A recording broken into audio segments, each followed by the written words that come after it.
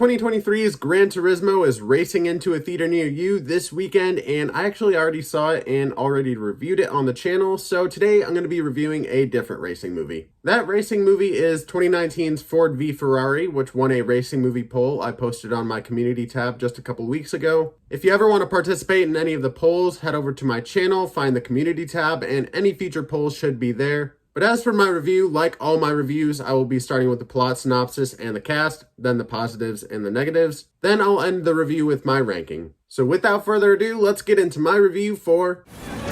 We're gonna make history. Ford v Ferrari tells the true story of car designer Carroll Shelby and car driver Ken Miles, who at the time were tasked with building and racing a new revolutionary car for Ford in order to beat Ferrari in the 24 Hours of Le Mans in 1966. In the cast, starting with the car designer Carroll Shelby, we have Matt Damon. As the car driver Ken Miles, we have Christian Bale. As Ken's wife Molly, we have Catriona Balfe. As his son Peter, we have Noah Jupe. As Lee Iacocca, we have John Barenthal. Josh Lucas plays Leo Beebe. Ray McKinnon plays Phil Remington. Remo Giron plays Enzo Ferrari. And Tracy Letts plays Henry Ford II.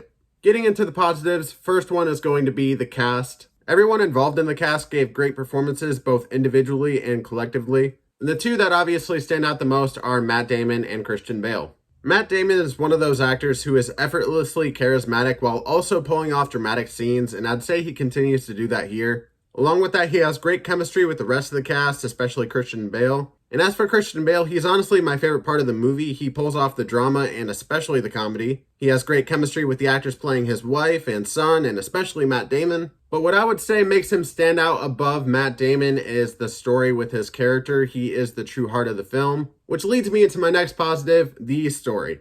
As far as true stories go, I think this is one worth being told. Like many of these movies, there is an underdog story at its core, but there's also stories of family and friendship. Then there's also stories being told about the evolution of car manufacturing, car racing, and also corporate greed. So at the end of the day, yes, this movie is about Carroll Shelby and Ken Miles building a car for Ken to race. But as you can see, there's a lot more to it than that. It's not purely about the racing, which might be something you want to know going into it. But speaking of the racing, that leads me to my last positive, which is the racing scenes. The racing scenes might not always look 100% realistic, which is something I'll talk about in just a bit here, but they are still very effective through great camera work, stunt driving, and visual effects. They make these scenes feel very high energy, engaging, and mostly believable, which again, I'll get to in a second. But for the most part, when it comes to these racing scenes, I think you're going to have a lot of fun with them. I had a lot of fun with them. And they definitely build up to them in a way where it feels satisfying when it finally happens. But that's all I have for the positives, so let's get into just a couple of negatives. The first negative, not a really big negative, but it's the pacing. The film seemed to drag just a little bit when it came to the more talk-heavy scenes. I was still mostly engaged in what they were talking about, but I won't lie, I wasn't always listening. And I mainly noticed that the more talk-heavy scenes dragged a little more in the first to second acts rather than the second to third acts. But like I said, not really a big negative, just a slight pacing issue that really didn't affect the film much. But for the sake of my review, I have to look for any inconsistencies.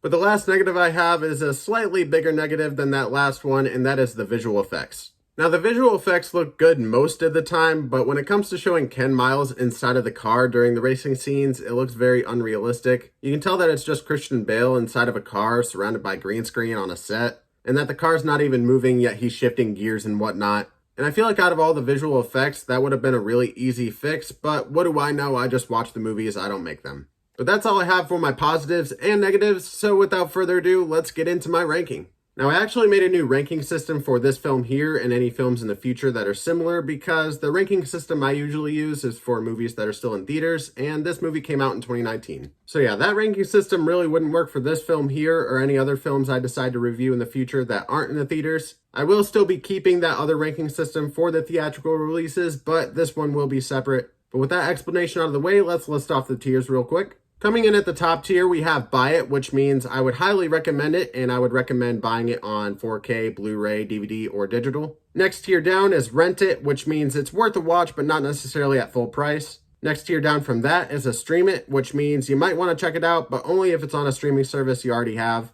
And the last tier, which is the worst I can give a film, is a Skip It, which obviously means I wouldn't recommend the film, both watching and paying for it. So as far as my ranking of 2019's Ford v Ferrari goes, I'm going to go ahead and give the film a buy it. While I can't say this film is for everyone, I can say that I'd recommend it to most. There's lots of fun to be had with the racing scenes, the humor, acting, and storytelling, as well as some great moments of drama and emotion. I really only had a couple of negatives, but aside from those, this film is very well made. But those are just my opinions on 2019's Ford v Ferrari, and I'd love to see yours down in the comments below. Have you seen it? What did you think? Did you love it? Did you hate it? Are you in the middle? Have you not seen it? Are you going to watch it now? Why or why not? Really, any comments you have for me, I would love to hear from you. I respond to as much as I can. But do me a favor and leave a thumbs up on this video, throw a wrench at the subscribe button, and ring the bell for a bologna and cheese sandwich. Bloody car sales won't get! Come on, now you're gonna get it. You!